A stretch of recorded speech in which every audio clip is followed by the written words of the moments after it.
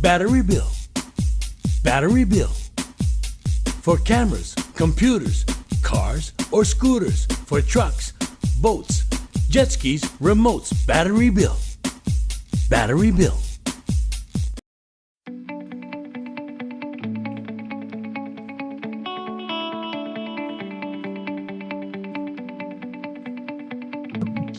Hey everybody, it's another Fan Friday on ESPN Honolulu's Facebook page. And today, coming toward the end of this calendar year of 2022, you've seen a lot of in the media related to the 50th anniversary of the Title IX, which is gender equity for women's sports, particularly for institutions that receive federal funding. And the University of Hawaii kind of just concluded a very long series of events in support of Title IX of this 50th anniversary. And of course, there's Hawaii great connections with that, with former Congresswoman Patsy Mink co-authoring the bill. So I thought it appropriate to kind of last week, the University of Hawaii had their big gala celebrating Title IX to have as one of the pioneers in terms of women in male-dominated industries, as particularly in sports. And many of you have read her for years in the Star Bulletin and then the Star Advertiser. We are joined today by Cindy Lewis. And Cindy, first of all, thanks for taking the time to be a part of us. And, we're just talking before we got on that you and Ann Miller were two women that were featured on the University of Hawaii celebration of Title IX webpage, specifically about a lot of course, athletes, but the two of you were pioneers for women in this career in the industry of sports journalism. So congratulations on that. Thank you for making me feel so old. But yes, thank you. Thank you. It's true, though. It is true. And you recently retired, but one of the things about when we tag on the term pioneers in anything anyone is, whether a pioneer in whatever industry or profession or craft, you entered, of course, sports journalism at a time when there weren't a lot, if any, women doing it as a profession at the time. As you were either as a high schooler, going into college, at some point, everyone makes kind of like their career decision. So what was it that kind of led you or put you in the direction of saying, you know what, I want to get into this. I know it's male dominated, but I want to do that. Be honest with you, and if I may correct you, I did not retire. I just left the paper. People can sign. People are welcome to sign up for free to cindylewis.com. I still cover the volleyball at UH, and among other business ventures. To be honest with you, I never thought of it as a male-dominated industry. We had very limited opportunities to play growing up. And I just loved sports. I was going to San Diego Charger games when I was like 6 years old. I actually wanted to be a pro quarterback. That didn't work out. But, I enjoyed writing. I loved being part of the game. And actually, the only thing I could do to be part of the game in a lot of respects was to either be a scorekeeper, which I did do, Little League and high school boys basketball, but just be around the game. I did play volleyball in grammar school. We won 3 city championships. I played basketball for 4 years in high school, and I was co-sports editor of the high school newspaper for 2 years before becoming editor-in-chief. And then the boys basketball coach was asked by the sports editor of a small tri-weekly in San Diego, hey, anybody that could actually string for us in basketball and baseball? And Coach Massis said to John Wurges, hey, my scorekeeper's really good. She knows sports, and you should give her a job. So I ended up in high school my senior year writing high school basketball and baseball for this small tri-weekly. Very similar to the Sun Press, and people would be familiar with the Sun Press, except the North Shore Sentinel came out twice a week.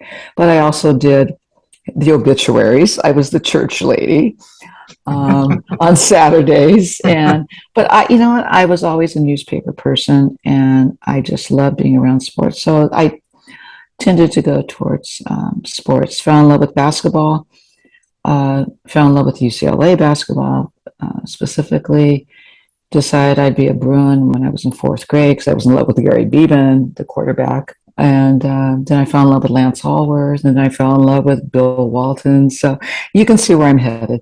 Yeah. And where I'm headed is I ended up at UCLA during Walton's senior year. I was at the San Diego Sports Arena in '75, my sophomore year, when Wooden won his last championship.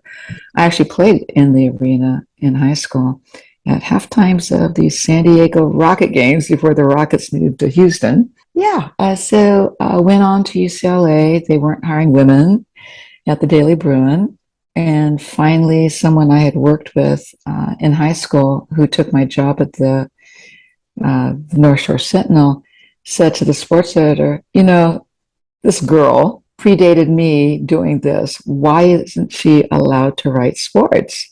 And they weren't hiring women at the Daily Bruin. And so I snuck in on the Daily Bruin summer staff, the summer between my junior and senior year. And then they said, yeah, sneak in on the summer Bruin and then they won't kick you out. So I stayed my senior year, covered a lot of different sports, mostly women's sports. Ann Meyer was playing for UCLA basketball. I covered that team the year before they won the national championship with AIEW. Covered a lot of rowing, covered a lot of track, covered a lot of cross country, some volleyball. But yeah, so I did that in the Daily Bruin. And then after graduation, they weren't hiring women in sports. So I probably sent out 100 resumes to not just newspapers, but I also had background in radio and TV. And the Star Bulletin, which was owned by Gannett at the time, had the paper in Guam. It was a Gannett paper, and they said, you want to go to Guam for 2 years, and we'll try to bring you back to Honolulu. And I was like, yeah, sure. Why not? Any place that has a beach and the travel brochures have Mai Tais. I'm like, what else am I going to do? So I ended up going to Guam. 6 months into my career, the sports editor left, and I took over as sports editor at the Pacific Daily News at age 23. Was Gannett's first female sports editor in the country, one of seven in the country, in Gannett's first. But the interesting thing, Dave, if I had waited a week and not taken the job in Guam, XETV in San Diego called to hire me. They wanted to hire me as a color on a TV broadcast for the Padres. Ooh. So that would have been interesting. But, you always know what you would have given up. You have no idea where that would have gone. So stayed for almost 4 years in Guam, was headed back to San Diego for my master's. And because I didn't want to be another Guamed, as we call them at the Bulletin. Walked in, the late Phil Gianella, the publisher of the Bulletin, says, so when can you start work? And I'm like, I'm sorry, I'm drinking my strawberry lemonade. That was a Mai Tai. No. No. No umbrella. No, this is strawberry lemonade, sparkling from Target. But I was like, oh, all my stuff is shipped to San Diego. And they go, but when can you start? And I'm like, oh, I guess I wasn't ready to be cold yet. Oh, okay. I started work a week later, and decided I didn't want to be cold, but it was only supposed to be temporary, and I've been here 41 years. No kidding. Wow. As you kind of told us of your stops, right? So high school, you were the first female to cover sports in high school, right? For the paper. You were the first female to cover sports at the Daily Bruin in college at UCLA. And you was it the first in Guam to become an editor? And then first sports editor in the Gannett chain. So, right. So. I mean, was there any one of those stops, opportunities, the positions you took, were there elements of opposition, of people wondering, why are you doing this? Or how did you get this? Any of that kind of thing?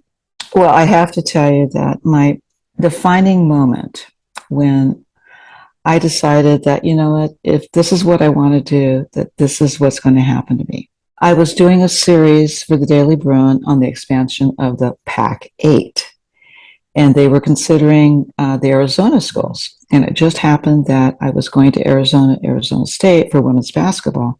So I set up a interview with Frank Cush, who was the ASU football coach and athletic director. And their SID says to me, the sports information director says to me, well, he has 5 minutes and he's in the athletic department's locker room. You'll have to interview him in the sauna.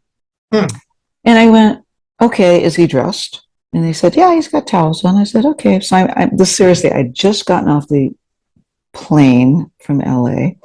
This is Tucson in winter. I am in pants, a sweater, and a full-length wool coat. So I'm sitting there going, you know what? This is what it could be like if this is what I want to do. So I'm like, I looked at the SID and said, yeah, I'm good if he's good. They open the door and it's him, the trainer. There were 3 guys in the sauna. And Coach Kush just like looks at me and I said, hey, Cindy Lewis from the Daily Bruin. Hoping you have a few minutes to talk about ASU's chances of getting into the Pac-8. And he goes, aren't you hot? And I said, yeah. I said, but they told me this is the only chance to talk to you, and I'm good if you're good. And he said, let's get out of here. I'm like, okay. So we went into the training room. We had probably a half-hour conversation. But, that was like kind of the seminal moment where I'm like, well, this is probably what I'm going to have to come up against. Yeah, I mean, you go along the way, and guys who just didn't understand why a woman would be doing what they did. And funny story, I can remember when I was covering UH men's basketball, and I had covered the great Chaminade teams. I had, was at the first Maui Invitational. I was actually at the precursor of the Maui Invitational, the Chaminade Christmas tournament of '83 that started the whole thing in Chaminade's whole thing in Maui. So anyway, I'm covering UH basketball, and I think Bob Nash had just taken over as head coach. And he says to me, some of the guys are questioning what you could possibly know about basketball. And I'm like, really? Okay. And he says, I told them you played at UCLA and that shut them up. And I said, Bob, I played intramural at UCLA. I said, I did play in Pauley Pavilion, but that's because that's where the intramurals were held in Pauley Pavilion. I said, I have played on the big court. I have played in Pauley Pavilion, but I only played intramurals. And Ash was like, yeah, they don't need to know that. You just say UCLA and college basketball. I mean, that says enough, right? Exactly. It was funny when we were covering the men's volleyball team last year at Pauley, and my son, Tiff Wells, who you work with, says, so Mom, what's it like being back in Pauley? And I'm like, well, it's a lot different than it was when I was in school. I mean, I think Pauley, when I was a freshman, was 8 years old. And I believe it opened in '65. So my freshman year was '73. So yeah, Pauley was only 8 years old. And they said, well, what's the biggest difference? And I'm like, well, the scoreboard is a little more high tech. There were bleachers, not stadium seating. It's expanded by about 2,000 seats. And I said, and those banners were a lot newer up there. Yeah, right. But it was funny because the Warriors would walk by and they go, have you been in here before? I'm like, oh, yeah. I actually went to school here. And they go, really? I said, and I actually played in here. And they're like, wow. I said, I know. I said, I'm your grandmother's age. Don't get too excited. And the fact that obviously your career, you're able to cover, so many events, of course, a ton of University of Hawaii events, but you've had great interviews with individuals. And people nowadays always, like you go to interviews and interviewing people, athletes, celebrities, a common question is, oh, who's a role model? And some people say their parents, but a lot of people have had a role model that was in their line of whatever they're doing. If it's a football player, they had a football player that was a role model when they were a kid. Was there any role model for you during that period in the early part of your career? No. There was no woman that I could look up to. I just believe in good writing. I looked at some of the great columnists nationally. I think Jim Murray for the LA Times was excellent. But what I'd have to say, I didn't have role model. What I had is men who were really supportive. Bill Kwan, the late sports editor of the Bulletin, who was my first sports editor. The late Ferd Borsch from the Advertiser. We would be on road trips. And if something happened that a coach wouldn't talk to me, he would stand there and go, well, if you're not talking to her, I'm not talking to you either. And it would happen here too. I won't name names, but there were certain schools that really weren't happy with a woman covering a team, men's team.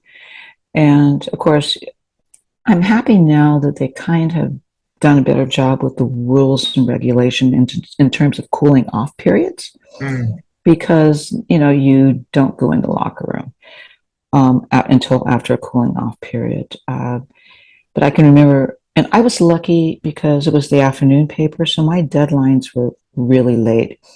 So I didn't have to push into a locker room to talk to people. I was perfectly okay waiting outside for them, but I could afford to do that.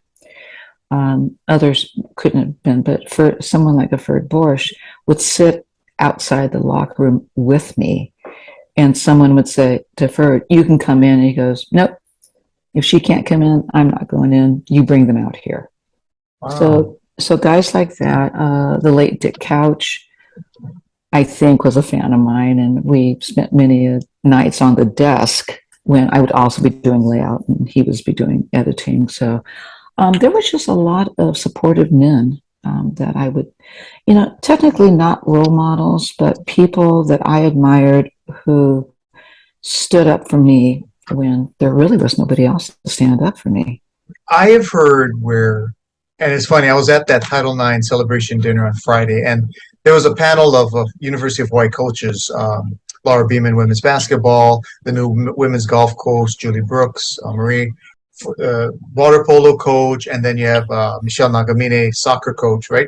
And they're doing a Q&A, and one of the questions posed to them was, you know, what were some obstacles that came face to face with you in your profession as a head coach? And they all kind of had little anecdotes like you kind of gave.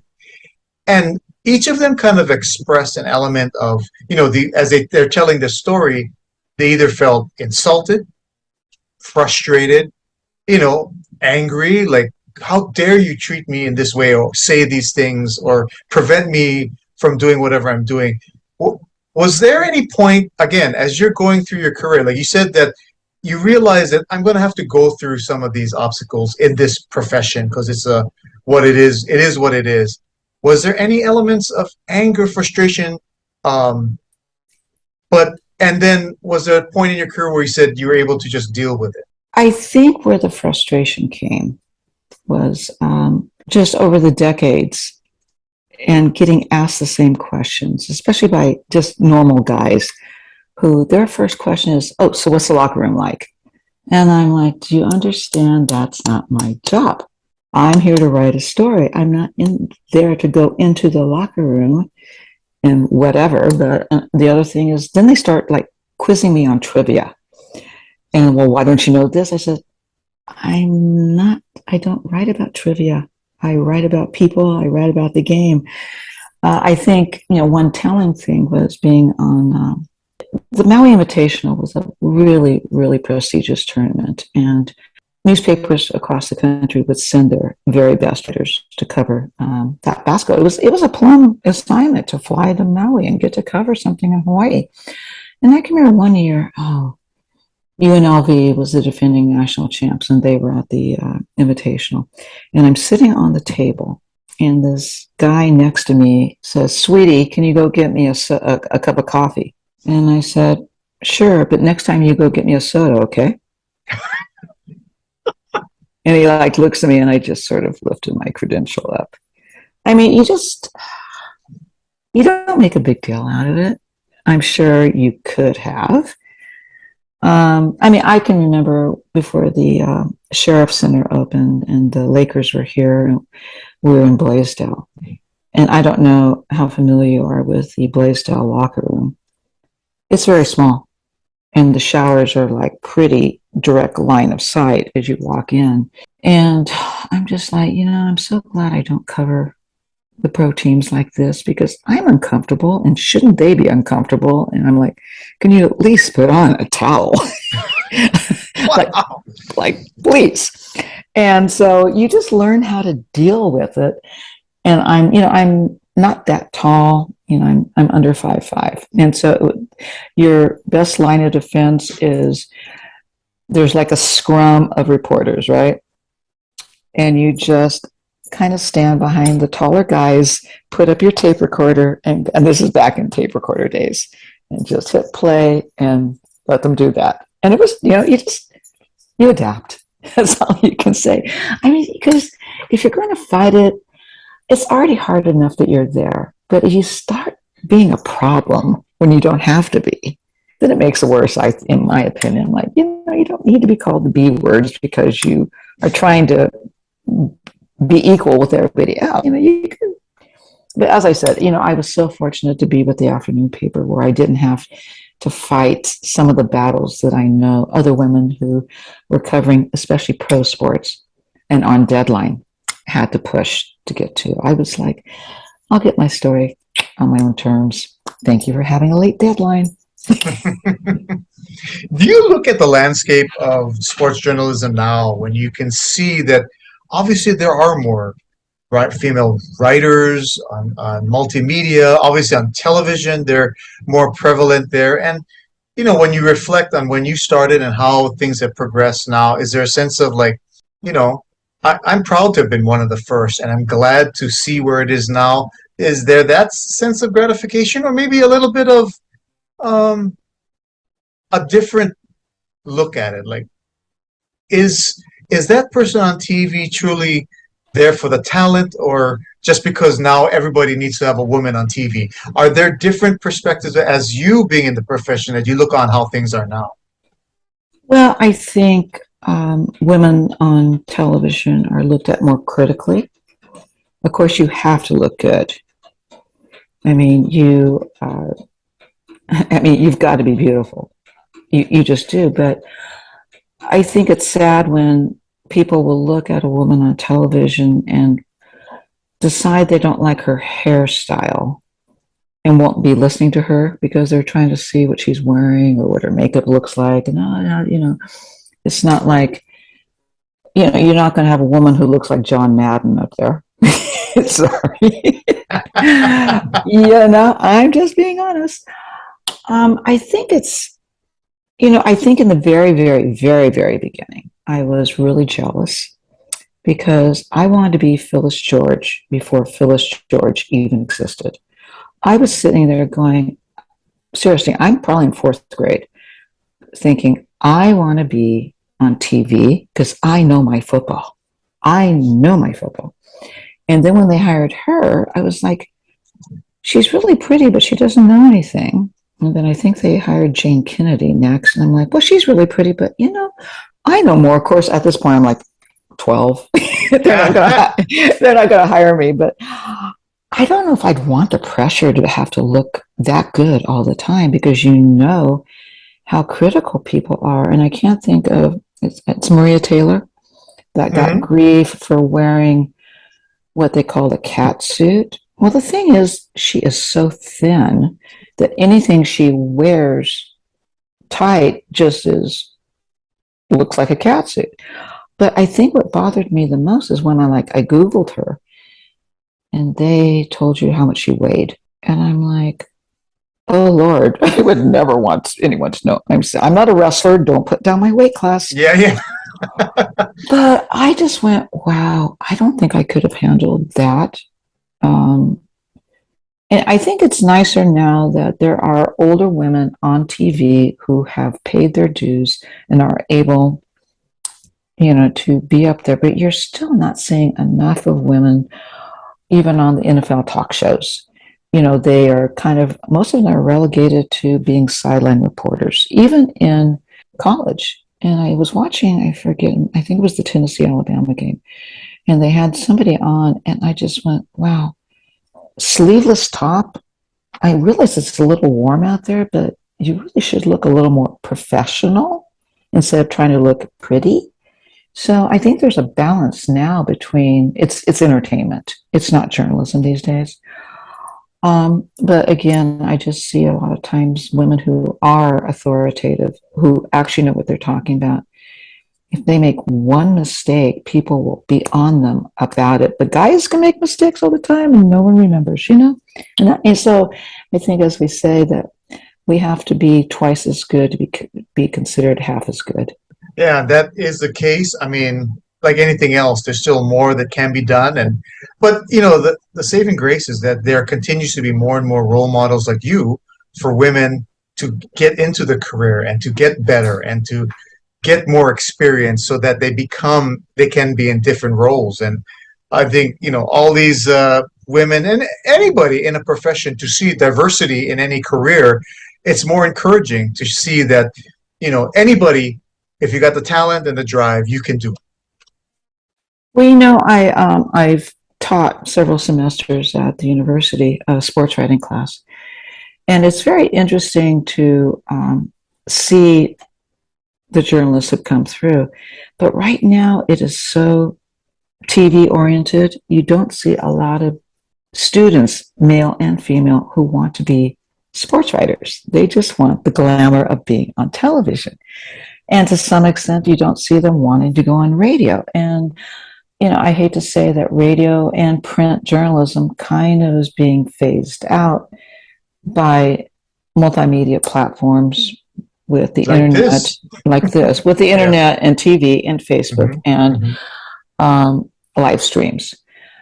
You're not seeing the quality of journalism, I think, in my opinion, because right now, everything's all about a soundbite. You only have a few minutes. Whereas, at least if people still read print, there's a little more in depth.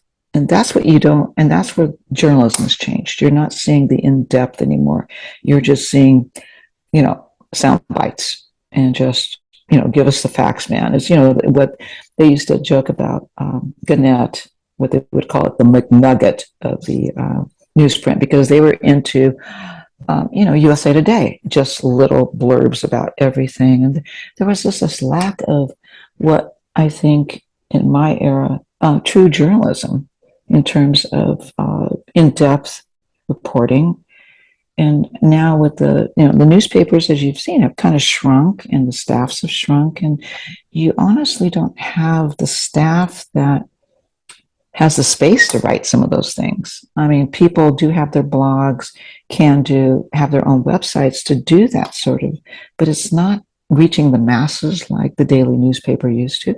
Yep, so true. The landscape has changed significantly, but I just want to say, first of all, thank you so much for taking the time to be a part of this, and thank you for being one of the folks that blazed a path. It may be an overused statement, but it really has. You have blazed a path in a profession that has allowed a lot more diversity and to be involved with it. And thank you so much again for being a part of Fan Friday Talk Story. Oh, not a problem. To be honest with you, I never think of myself as that. I'm just blessed that I managed to do and was allowed to do, seriously, allowed to do something I wanted to do.